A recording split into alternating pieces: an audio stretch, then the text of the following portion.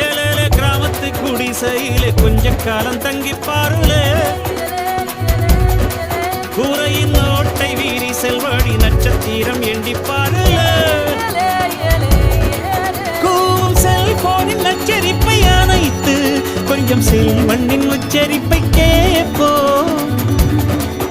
வெறும் காலில் செருப்பின்று நடந்து மண்ணோடு பேசிக்கொண்டு போவோம் மழலைகள் ஆவோ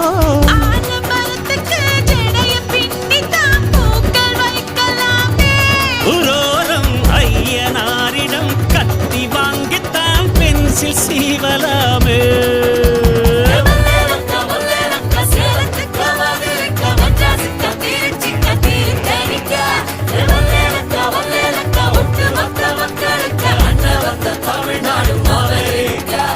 காவிரி யாரும் கை குத்தல் அரிசியும் மறந்து